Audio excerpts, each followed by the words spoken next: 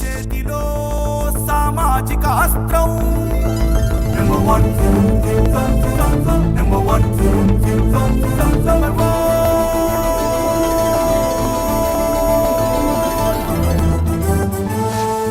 Number one number 1 channel ప్రేక్షకులకు వీక్షకులకు మరియు శ్రేయోభిలాషులకు మహాశివరాత్రి శుభాకాంక్షలు.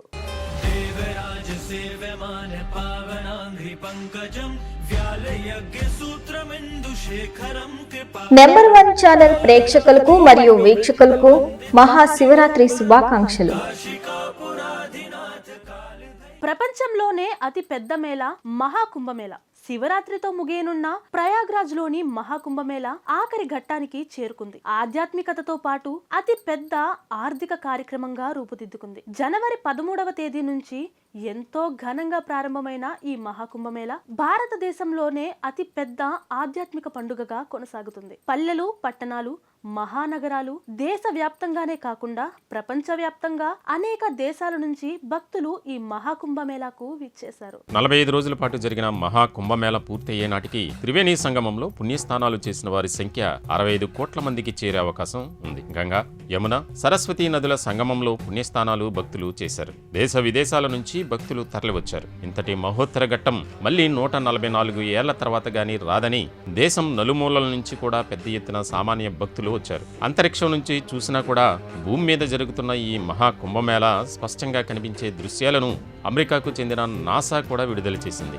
మౌని అమావాస్య రోజు జరిగిన తొక్కిసలాట్లో 30 మంది చనిపోయిన దుర్ఘటన నేపథ్యంలో యూపీ ప్రభుత్వం కట్టుదిట్టమైన ఏర్పాట్లు చేసింది. ఇటీవల కాలంలో ప్రపంచంలోనే అతిపెద్ద ఆర్థిక కార్యక్రమంగా నిలిచిందని కాన్ఫెడరేషన్ ఆఫ్ ఆల్ ఇండియా ట్రేడర్లు అంచనా వేశారు. ఈ వేడుక సందర్భంగా వస్తువులు, సేవల ద్వారా 3 లక్షల కోట్ల వ్యాపారం జరిగిందని సిఏఐటి తెలిపింది. ఆతిథ్యం, వసతి, ఆహారం, పానీయాలు, రవాణా, మతపర దుస్తులు, మామూలు దుస్తులు, పూజా సామాగ్రి, హస్తకళలు, వినియోగం వస్తువులు, ఆరోగ్య సంరక్షణ, మీడియా ప్రకటనలు, పౌర సేవలు, టెలికాం, మొబైల్, సీసీటీవీ కెమెరాలు, ఇతర పరికరాల వ్యాపారాలు పెద్ద ఎత్తున జరిగాయి.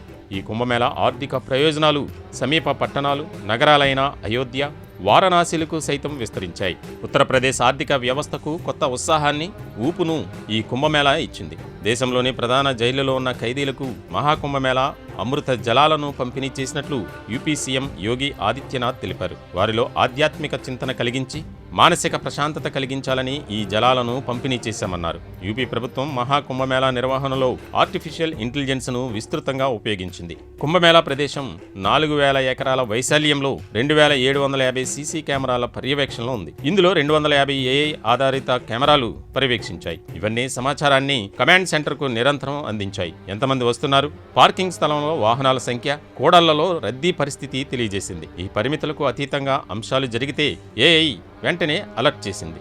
మౌని అమావాస్య దుర్ఘటన అనంతరం నిర్దిష్ట విధానాలు అమలు చేస్తున్నామని సంబంధిత అధికారులు వెల్లడించారు. ఇది మత వేడుక అయినా కోట్లాది మంది ప్రత్యక్షంగా పాల్గొనడం వల్ల ప్రాముఖ్యత సంతరించుకుంది. ముఖ్యంగా మెజార్టీ మతస్థుల వేడుక కావడం కూడా ఇంతటి ప్రాధాన్యత వచ్చింది. ఇదిలా ఉండగా స్థానిక ప్రజలకు ఈ కుంభమేళ ధనవర్షం కురిపించింది. పుణ్యస్నానాలకు వచ్చిన భక్తులు డబ్బులు, చిల్లర కాగితాలు రోడ్ల మీదకి విసిరేస్తున్నారు. నదిలో బంగారం కూడా వేశారు. కొంతమంది సాంప్రదాయ భక్తులు చిల్లరను నదిలోంచి సేకరించి మట్టి నుంచి వేరు చేశారు. ఏదేమైనా మహాకుంభమేళ అతిపెద్ద ఆధ్యాత్మిక పండుగతో పాటు ఆర్థిక కార్యక్రమంగా రూపుదిద్దుకుంది. ఇంత పెద్ద ఈవెంట్ను పకడ్బందీగా యూపీ ప్రభుత్వం ఛాలెంజ్గా నిర్వహించింది. కృత్రిమ మేధతో సహా సాంకేతికను కూడా ఉపయోగించడం విశేషం.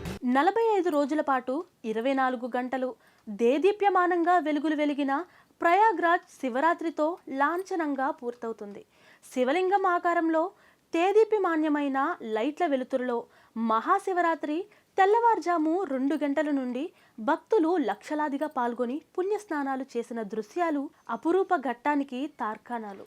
145 కోట్ల భారతీయుల్లో 110 కోట్ల మంది హిందువుల్లో 65 కోట్ల మంది పైగా పుణ్యస్నానాలు ఆచరించడం హిందువుల ఐక్యతనే కాక భారతదేశ ఆధ్యాత్మిక చరిత్రను ప్రపంచానికి చాటి చెప్పినట్లయింది.